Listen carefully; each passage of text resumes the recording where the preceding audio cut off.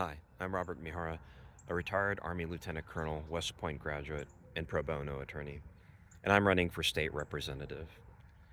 And I want to talk about something dangerous that Governor Abbott and MAGA Republicans are trying to normalize. The Trump administration is using our military as a political tool, deploying them into cities, and yet there has been no emergency to justify it. But the greatest danger isn't the overreach itself.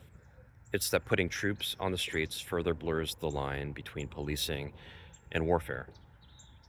In a democracy, people accused of breaking the law aren't treated as enemies of the state. They might be held accountable, yes, but part of our revolution's legacy was supposed to be an end to arbitrary punishment, to government power without restraint.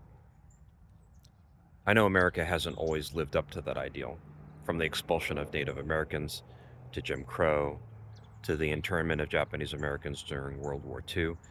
We've too often failed, but that history is exactly why we ought to know better and why we must resist repeating it now.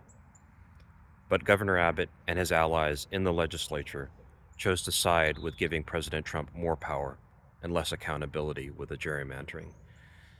And it's only gotten worse.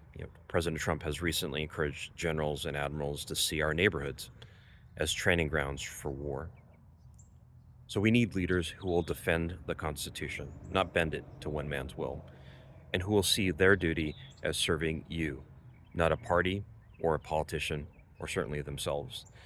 So if you believe our democracy and our communities are worth protecting, support candidates who will fight.